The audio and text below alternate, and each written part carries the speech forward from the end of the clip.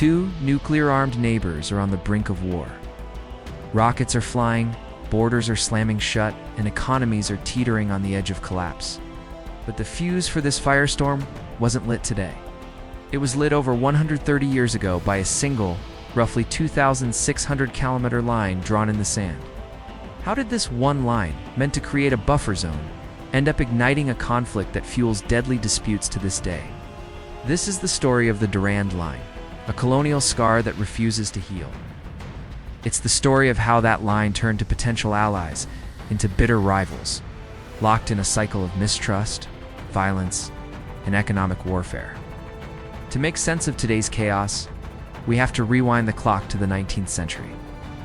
The British Empire in India and the Russian Empire were locked in a tense struggle for control of Central Asia. Chess match history calls the great game, Afghanistan, with its brutal terrain and fierce warriors, was stuck right in the middle. For the British, Afghanistan wasn't just another territory to conquer. It was a strategic buffer needed to protect the crown jewel of their empire, British India. In 1893, a British diplomat, Sir Mortimer Durand, was sent to negotiate with the Afghan ruler, Mir Abdur Rahman Khan. The result was the Durand Line Agreement, an incredibly short, one-page document that carved out their respective spheres of influence. On paper, it was a diplomatic win. Britain gained control of strategic territories, while Afghanistan was solidified as a buffer state. However, the agreement was arguably signed under immense British pressure. The line itself was drawn with little regard for the people living there, slicing right through villages, farmlands, and the heart of ancient tribal territories. This arbitrary act of map-making sowed the seeds of a conflict that would outlive the British Empire itself. Now, fast forward to 1947, the British Empire is retreating, and the Indian subcontinent is partitioned. The new nation of Pakistan is born, and with it inherits the British side of the Durand Line. For Pakistan, this was a settled international border, a legal hand-me-down from the previous government. But for Afghanistan, it was a colonial imposition whose time was up. Almost immediately, Afghanistan challenged the line's legitimacy. A popular belief in Afghanistan is that the agreement had a 100-year expiration date, but the document itself makes no mention of a time limit. Instead, Afghan governments have consistently argued that the agreement was made with British India, not Pakistan, and is therefore void. In 1949, a Loya Jirga Grand Assembly in Afghanistan declared the Durand Line Agreement null and void. In a bold diplomatic move, Afghanistan was the only country to vote against Pakistan's admission to the United Nations, citing the border dispute. This period also sparked the Pashtunistan movement and Afghan-supported push for an independent homeland for the Pashtun people, who were now split by the border. Tensions ran so high that Afghanistan even tried to seize Pakistani territory in the 1950s, leading to border clashes and Pakistani airstrikes. The line drawn to prevent conflict had become the very reason for it. Beyond the politics and treaties lies the devastating human cost of the Durand Line. The border was drawn directly through the homelands of the Pashtun and Balak peoples who had lived in the region for centuries. Suddenly, great tribes like the Afridi Moment and Shinwari found their communities, families, and even their homes split in two. For generations, these tribes had moved freely across the mountains, their lives dictated by seasons and family ties, not lines on a map. This new concept of a hard border was completely alien. The line turned brothers into foreigners and ancestral lands into foreign territory. This artificial division has been a constant source of friction. People who once crossed freely for weddings or funerals now face checkpoints and paperwork. When the borders close, which they do often, it's not just an inconvenience, it's an economic disaster. Livelihoods are destroyed as goods rot in stranded trucks, and families are cut off from each other. This has fueled deep resentment against both governments and has made smuggling a vital part of the local economy. The line on the map became a wall through their world. In 1979, the Soviet Union invaded Afghanistan, and the Durand Line transformed from a regional squabble into a Cold War flashpoint. The porous border became the main artery for a massive covert war. The United States, Saudi Arabia, and Pakistan funneled weapons and money to the Afghan Mujahideen fighting the Soviets. The Durand Line was now a lifeline for the resistance and a gateway for millions of Afghan refugees fleeing into Pakistan. Within the sprawling refugee camps in Pakistan, a powerful new force began to emerge: the Taliban. Comprised mostly of Pashtun students, the Taliban rose to power in the 1990s with significant backing from elements within Pakistan. Islamabad likely hoped a friendly Taliban government in Kabul would finally accept the Durand Line and secure its western flank. They were wrong. Despite their close ties to Pakistan, the Taliban, a predominantly Pashtun movement, has never formally recognized the border that divides their people.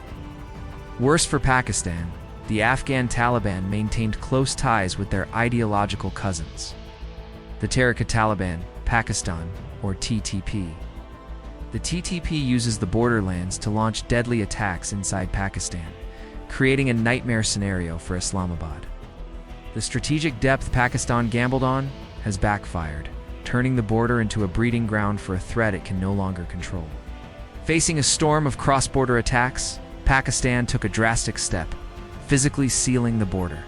Starting around 2017, Pakistan began constructing a massive border barrier. This is no simple fence. It's a formidable system of double chain link fences, topped with concertina wire rising up to 13 feet high.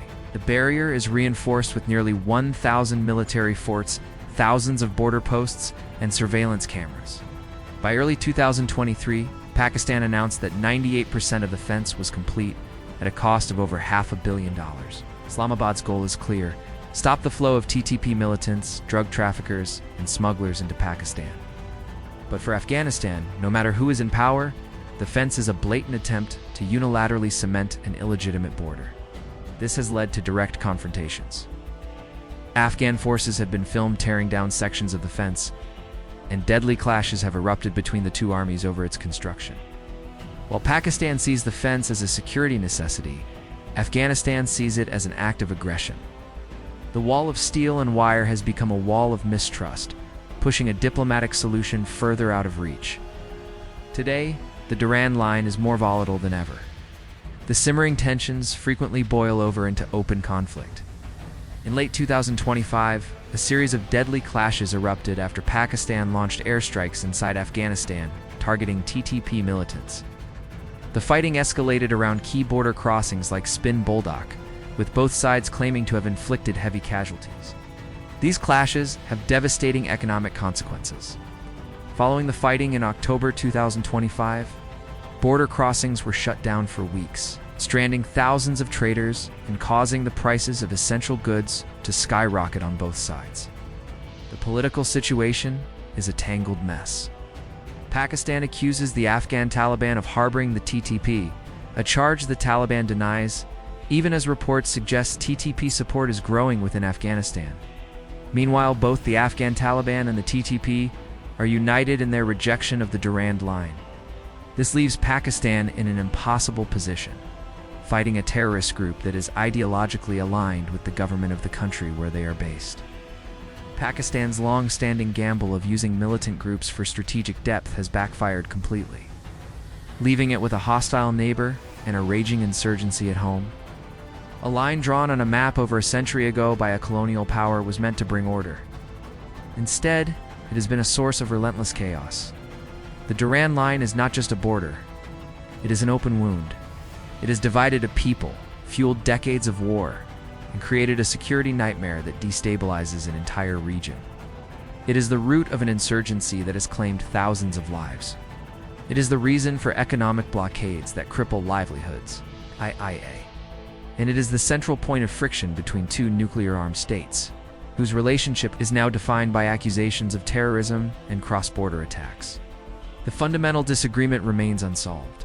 Pakistan considers the border a legal reality, while for every Afghan government, including the Taliban, it is a colonial injustice that will never be accepted. As long as this core conflict persists, the Durand Line will continue to be a disaster. The question is not asterisk if asterisk the next conflict will erupt, but asterisk when asterisk. If you want to understand the complex forces shaping our world, make sure to subscribe and hit the notification bell for more deep dives into geopolitics and history. And let us know in the comments, What do you think the future holds for this volatile border?